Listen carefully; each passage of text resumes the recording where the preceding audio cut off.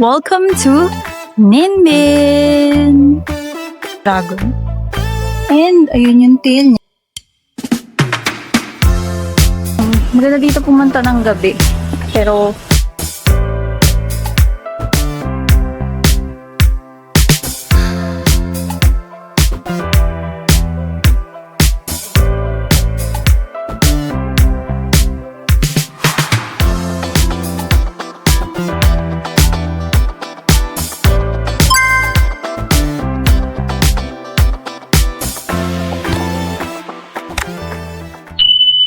good morning guys. Ayan.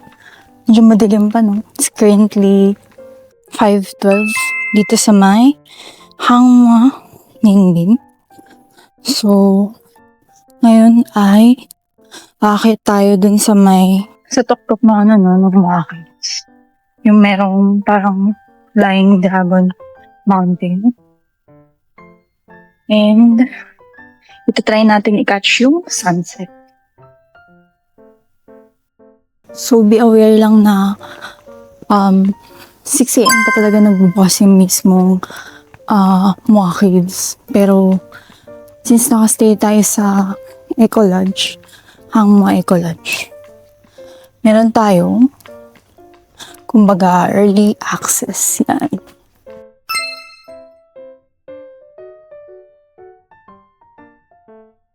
Yan guys, nandito tayo sa foot. So, ayan. The Flying Dragon Mountain.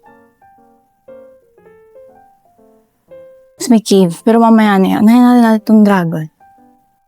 Medyo madilim.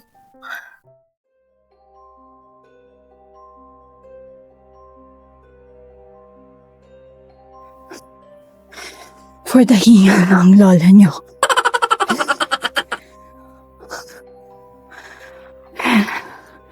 High slopes. Uneven din yung steps, no? And totally, wala ibang tao dito, hindi kami, no? I think.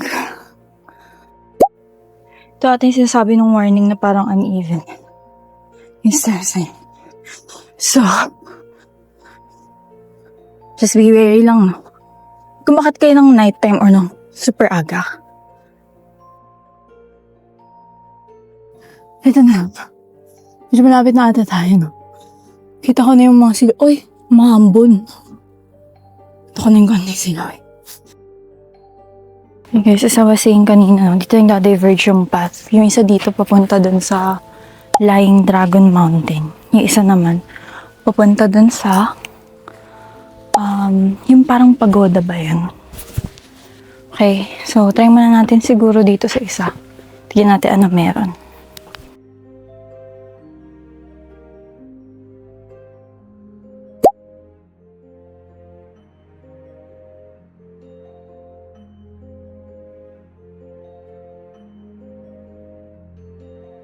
Alright guys, medyo malapit na tayo sa tuktok mo.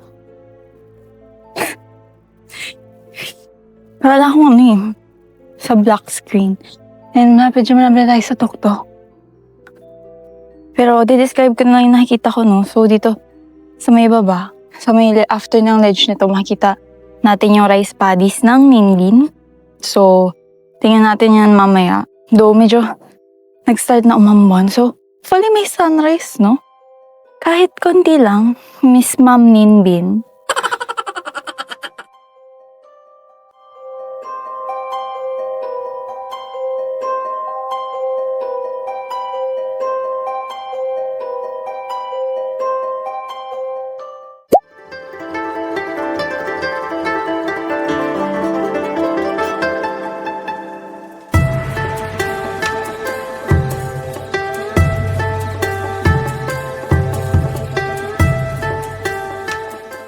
Alright guys, may konting light na no. So, ayun yung dragon. And then ito yung path. Well, actually there's no path. So, try na lang namin na to take a good photo. Ayan no, so bali may warning na dito na high slope, not climb out of the pertaining. Please be careful. Ooh.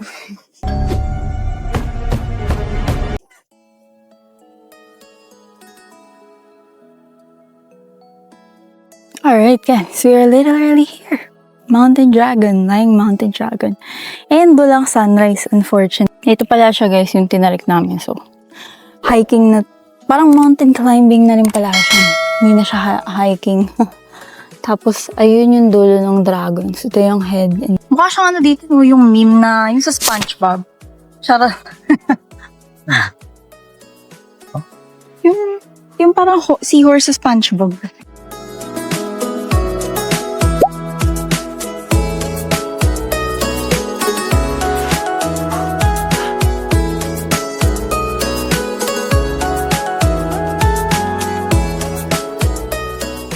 So, ito siya guys. Pakita ko na maayos. Ito yung dragon. And, ayun yung tail niya nasa dulo. And, ito yung tinatapakan natin. Alam niyo yung meme na... Anyway, yun pa yung sa natin kakalaim guys. So, after dito, ay! Nakita niyo ba kung gaano ka-breathtaking yung Ninbin? Ang ganda. Tapos yung dun yung parang mayroong shape dun na... 1, 2, 3. Parang... geographical shape, no? Ay, geological. Ano yung study ng shapes? Polygon? No, God!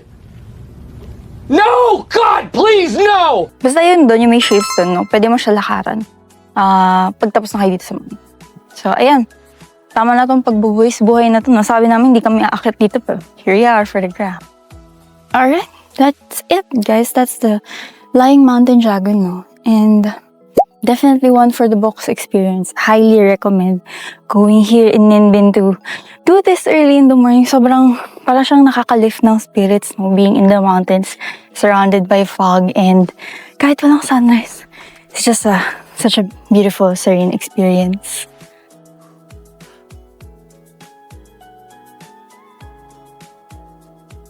So may path dito. Mapunta dun sa taas. Kaso, as usual, also jagged. Ilan tayo dito lang. In our mountain climber ear. Ano ba ang benefits ng pagma-mountain climbing? Kasi naalala ko sa UST Mountaineering Club, yung sinasabi, every time nadadaan ako sa org room nila, walang tao. Dahil wala sa bundok sila.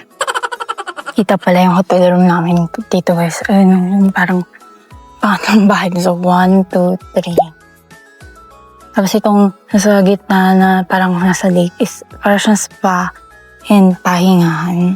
Hindi nandun yung isa pang akitin natin. Mukhang wala pang tao dun sa kabila, no? So, ito talaga yung parang pinakasikat.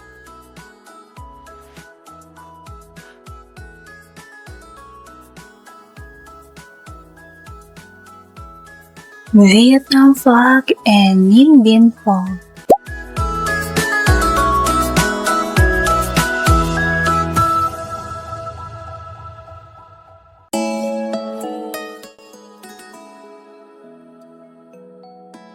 Alright guys, pababa na tayo. So pwede na mag-video, no? Hindi na siya bawis buhay. Much.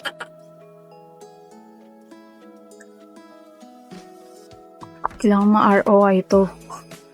Ganito guys ang itsura ng Hangma or Mua Caves ng wala pang tourist. So ito yung advantage no pag nag-DIY kayo. Is wala kayong kaagaw sa pics. Hindi nyo kailangan mag-Photoshop. Tapos, hindi ganun kaingay, no? Sobrang mafe-feel mo talaga yung vibes ng Ninbin. Wow! Oh, I love the vibes. Oh my God! Wow! Wow! So, ayan guys. Pupunta na kami dun sa kabilan. So, dun tayo nanggaling sa taas. Yan. Try natin pumunta dun. Para ma-ROI natin yung pagpanik natin dito sa Hangma. Okay? So, kwentuhan ko kayo tungkol sa ating Ninbin journey so far, no? And yung buong experience dito sa Hangma. Alright guys, story time muna tayo habang mababa, no? Kasi, hindi ko na kaya mag-story time habang umaakyat. Hihingalin ako. Habang may view ng Ninbin. So, Nagstay kami dito sa Hangmo Eco Lodge, no? Kasi gusto namin talaga na maaga kami. Dahil nga DIY lang namin to. Hindi kami nag-tour. Gusto namin na maaga kami na akit sa taas. Kasi nakita namin sa mga TikTok tsaka sa ibang mga vlog na sobrang crowded talaga pag inakit yung dragon na yun. So parang inevitable talaga na may mga makikita ka or may mga masasama sa photos mo na tourist. Ibang tourist. So, ayan. Tapos, yung papunta dito, no, si sa may vlog ko. Hindi ko na kasi na-explain. Nag-book lang kami sa Book Away. Ano siya? It's called the Trang An Limousine. So, nag-book kami ng round trip ticket from Hanoi to Ninh Binh and then mamaya Ninh Binh to Hanoi. Overnight lang kami and ito lang talaga yung parang pinaka-highlight ng trip. Itong pag-akyat ng Hangmo, at least for me. Alright guys, nandito tayo sa fort kanina, no? So, try naman natin makyat. Anyway, as I was saying, nag-book lang kami ng back and forth transfer. So, nag-stay kami dito sa Hangmo Eco Lodge. Kasi may nabasa kami na parang there's no other way of accessing itong Mua Caves or itong Flying Dragon Mountain except kung naka-check-in ka dun. Kasi nag-open siya ng 6 a.m. Pero kanina, apparently, may isang tourist dun, sabi niya. Sa ibang hostel siya nagsistay. So, sininay niya na lang na pumunta dito. And I think, as early as maybe 5 a.m. or 5:30, open na tong place. Kahit hindi ka dito naka-check-in.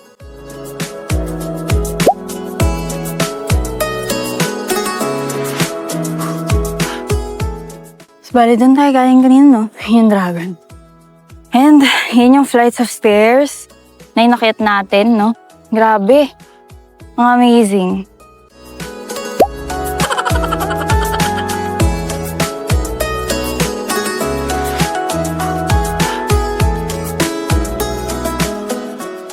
I think we're almost at the top.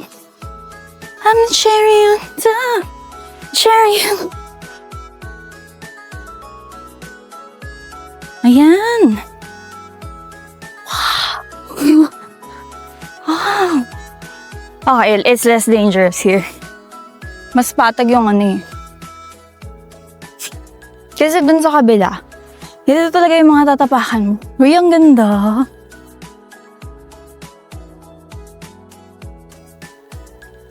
Welcome to Ninh Binh! Guys, we made it! Yes! Queen! Hello, Vietnam! Ipinatawag ko kayong lahat. Okay, settle down, pal. Charot. We made it! Ito yung makikita niyo dito, itong parang pagoda, no? And ito yung isa sa mga route na pwede niyo i-take after nung Flying Dragon sa taas, sa kabila. And then, kita dito yung Vietnam flag, flight ng stairs na tinake natin, no? And that one, the dragon, as you can see. And dito naman, dito naman sa baba ko, makikita niyo yung shape ng parang boardwalk, no? Na nakalagay sa parang palayan nila. Yung isa doon, parang shape like a lotus, no? Eto, here's a closer look.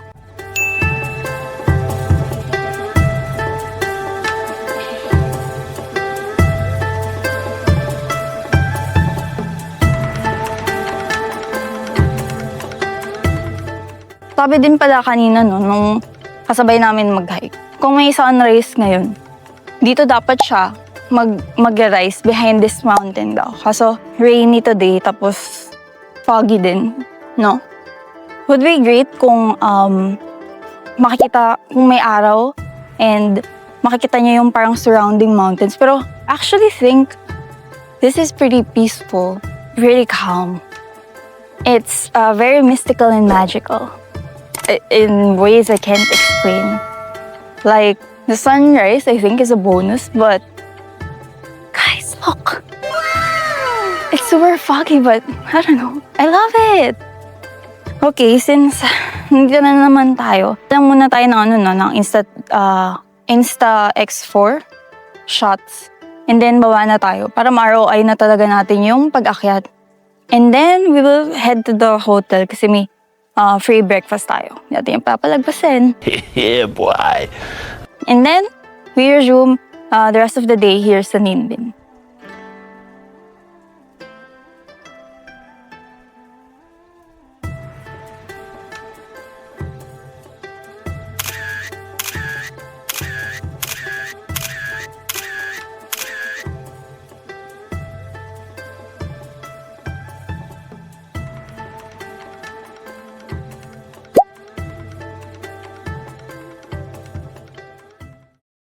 Alright guys, ito yung dragon kanina, no? Ito yung dragon na nasa base. So, kung hindi nyo na kaya umakyat, meron namang pampalubog-loob na dragon dito. Ayun yung base kanina inakyat natin. Tapos, tatry nating pumunta dito sa loob ng cave, no?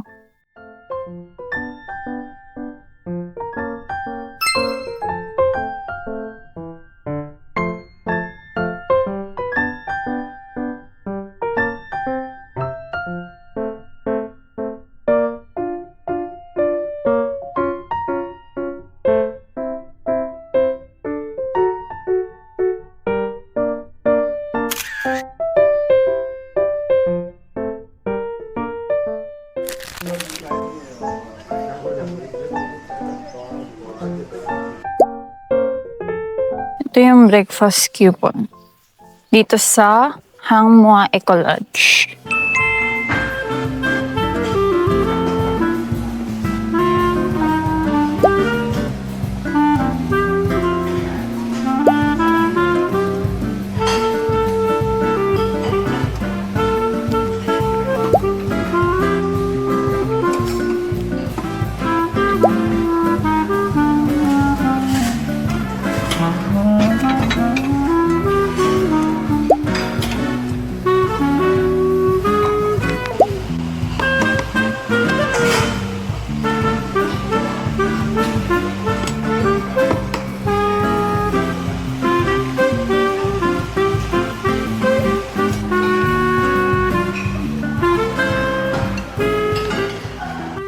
Ayan guys, breakfast is served.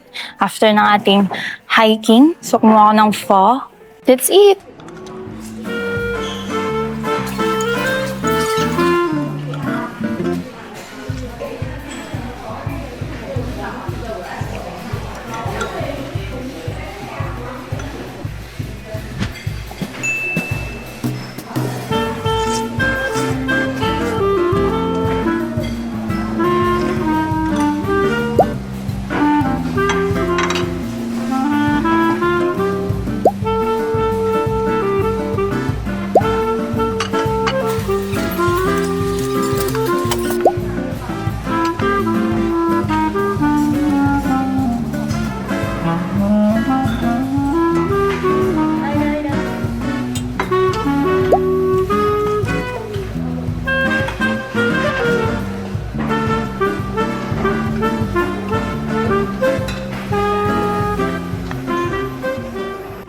And then ito, my favorite. So, yung fried rice, dumpling, bread, spring roll, yan, sticky rice roll na may sausage and bacon.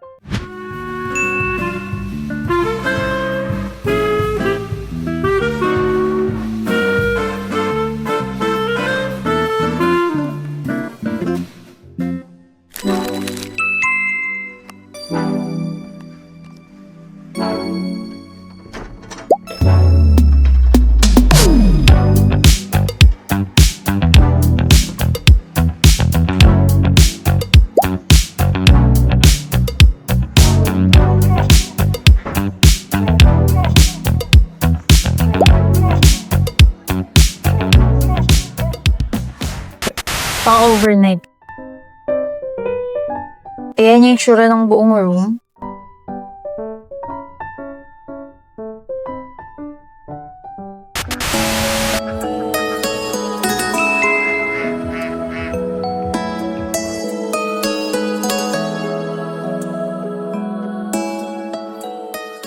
Guys, it's so crazy to think na kanina lang nandun tayo sa taas. And now, nandito tayo sa boardwalk, no, na may mga lotuses.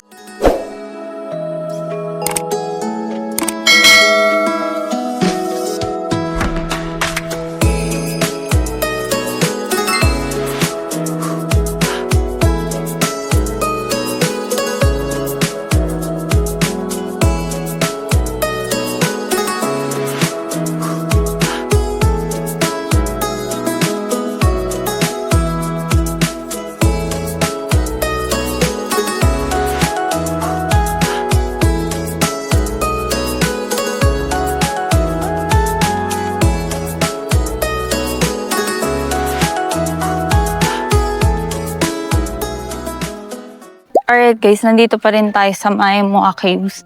Actually, aside from the Lying Mountain Dragon sa taas, no? Sobrang dami photo spots dito. Katulad na lang nito, ito yung sinasabi ko na sa taas kanina na I kept on saying rice paddies, pero it's not pala, it's lotuses. So, the lotuses are nowhere to be found right now kasi paparating pa lang yung spring dito sa Vietnam. But kung nagkataon or like sakto yung timing nyo, sobrang ganda ng lugar na to pag in full bloom yung mga lotuses. Like, it's the aesthetic, IG-worthy shot. But even now, no, I think there's still some charm to it kahit wala yung mga lotuses. Lalo na tong parang mga boardwalk o mga bridge na wooden.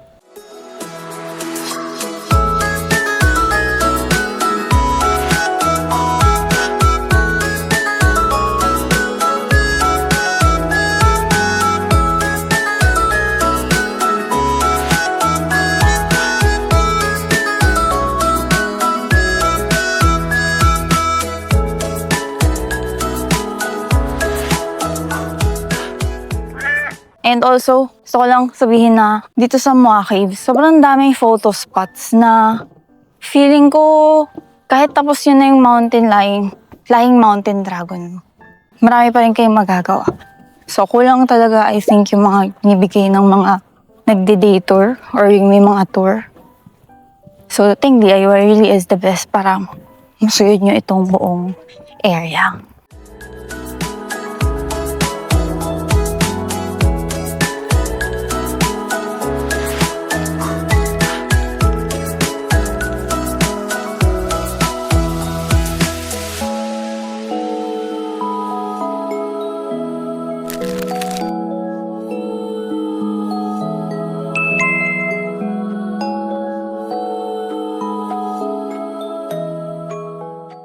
So guys, meron pa palang attraction. Itong Moa Caves. Moa Caves. Yan, dito siya.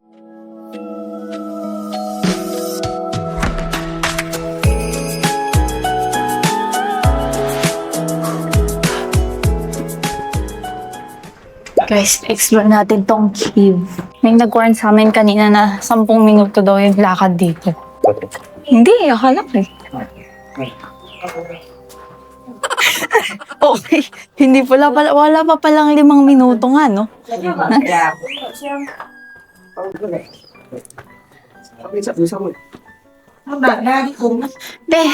Wala pang 5 minuto. Extension. Just lang si ate, no? Wala pang 10 minuto, nakalak kasi yung pintuan sa loob.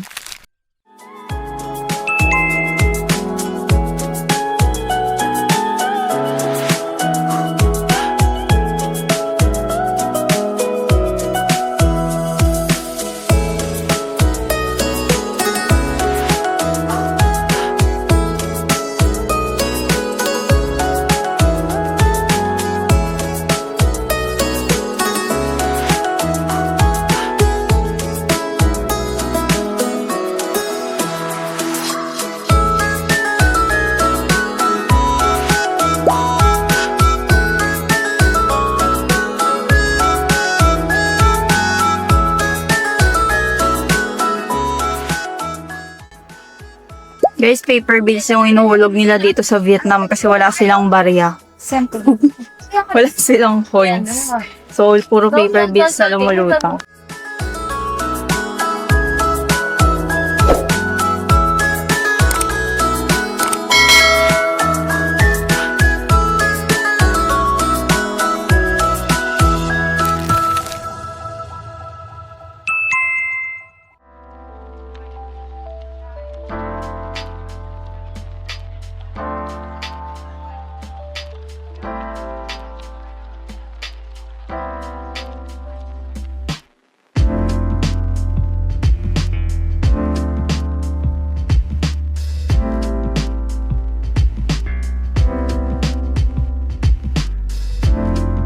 Alright guys, nandito tayo sa may One Day Cafe, no? Dito sa may bandang Hualu Ancient Town area. So, tatry ko tong in-order namin. Coffee with condensed milk, and then meron silang more creative options. Ito yung, parang siyang dessert coffee. Kasi meron siyang chocolate crumbs and some caramel. So, try muna natin to. Matapang daw to. Hot to. Parang siyang espresso shot na, no?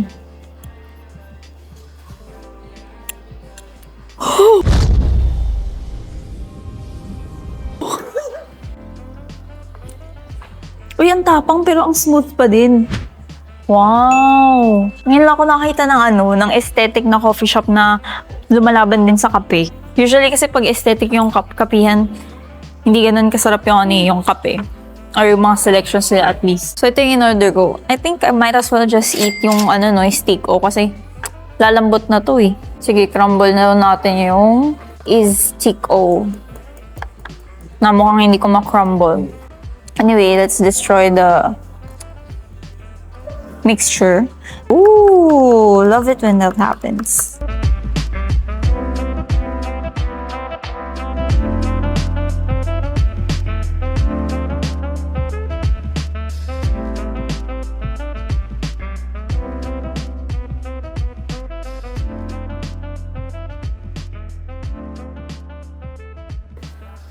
Alright guys, try naman natin tong Cafe Monday. Yung mga nakasulat pa, very aesthetic. Ano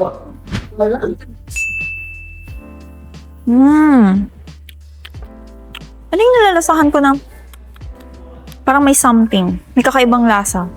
Kain ba yung caramel? Ang sarap ng salty cream, no?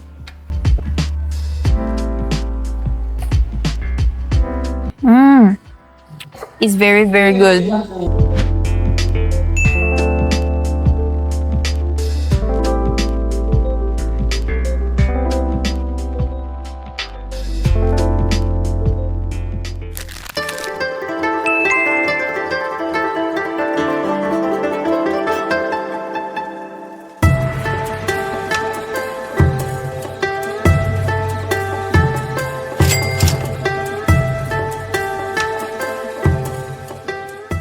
Alright guys, andito tayo ngayon sa may Hualu Ancient Capital, no? And nag-decide kami na magrenta ng bisikleta kasi medyo malaki yung place.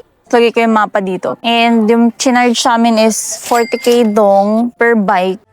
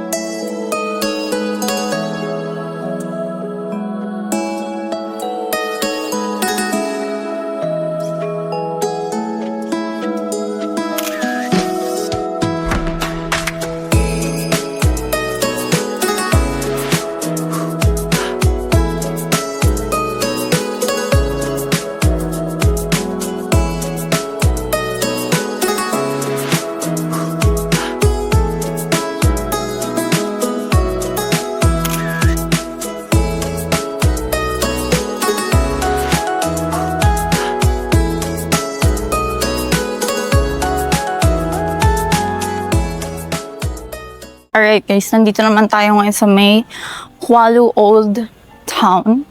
So basically para siyang park na na merong lake sa gitna. I think yung lake pangalan is Hualu. Maganda dito pumunta ng gabi. Pero dahil wala na kaming time, dito kami ngayon ng umaga. Maganda sa gabi kasi yung parang itong buong street na to, naiilawan siya. And then, yung parang meron din mga paper lanterns na ilawan din siya. And then, pinaka-highlight nito is itong pagoda. Kahit ako. Yan dalawang pagoda na yan. Naiilawan din siya sa gabi. So, something to consider pag nag-bisita kayo ng Ninbin.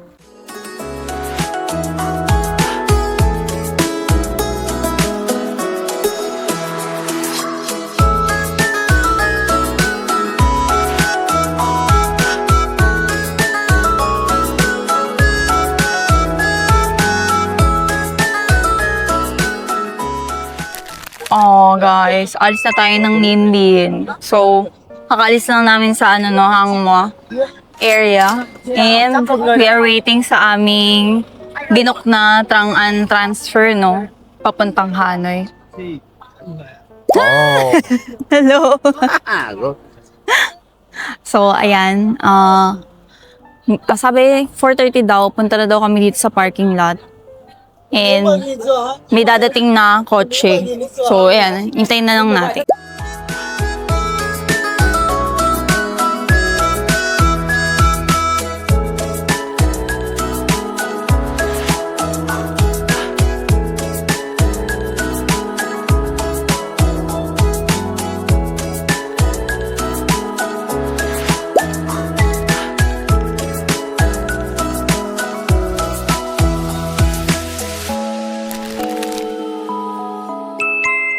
Alright guys, dami nangyari no. Dito na kami sa Noy International Airport. Nakapass na kami ng security check.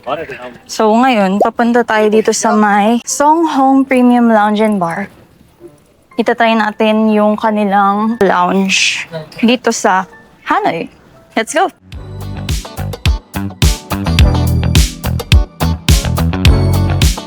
So ito yung pass namin guys, lounge key tsaka priority pass. So try natin mga pasok tayo.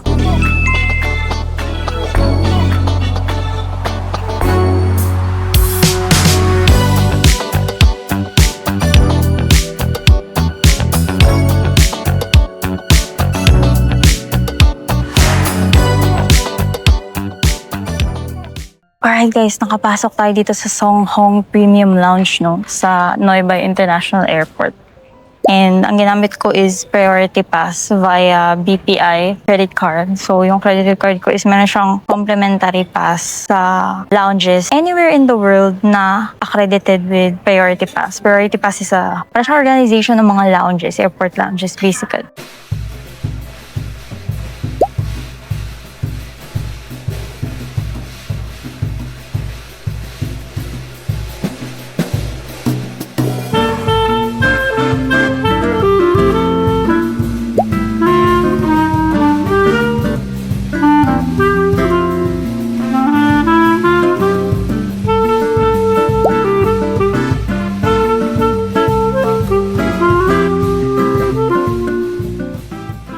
How it works is, sa BPI, kapag naka 30K na straight spend ka, bibigyan ka ng isang complimentary pass via priority pass. Kaso, ang catch lang is via reimbursement siya, no? So, nabaw, tatanong mo sa BPI kung naka 30K na straight spend ka na travel related. Kailangan travel related. And most likely daw, mostly local purchases. Kapag international purchases ata, kailangan pa talaga ipacheck kung qualified.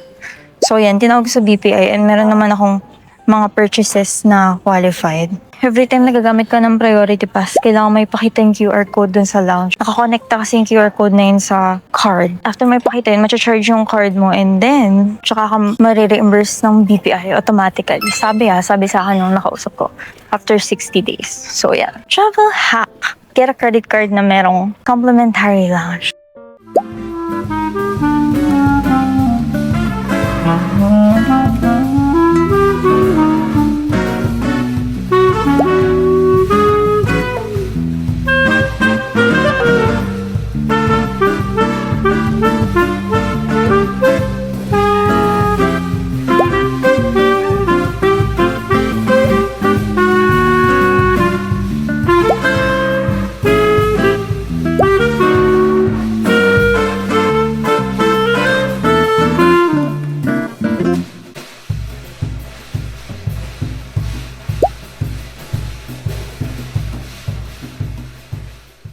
Right now, it's only 1 and we don't depart until 1:45 is yung boarding time. Is dito, sitting pretty sa lounge dito sa Songhong for free. Tignan natin kung ano yung ina-offer ng kanilang lounge. Nakita ko doon kanina, meron silang food, free wifi, and amenities. You have to ask the staff kung pwede ka makakuha ng parang razor, comb, brush, mga ganyan. Sobrang spacious dito at saka sobrang tahimik. And then marami ring sockets kung kailangan nyo.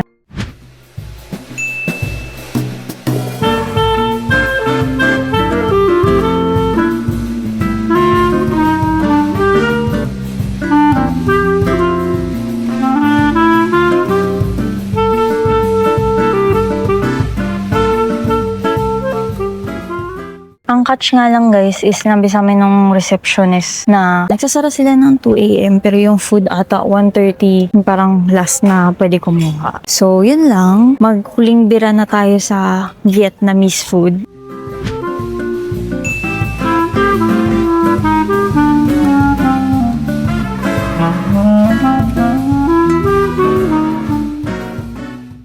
Ayun guys, nandito na kami sa may plane dito sa may Cebu Pacific, no? Bound for Manila. It's currently 2:03 a.m. The plane departs at 2:30 a.m. Sabi dun sa itinerary. So, gusto ko lang magpasalamat no, sa pagsama sa akin dito sa may Vietnam. First ever Vietnam trip. And I hope masundan pa siya, no? I have a newfound appreciation for Vietnam, especially their coffee. So, ayun lang. Thank you guys sa pagsama sa akin and I will see you on our next adventure. Bye!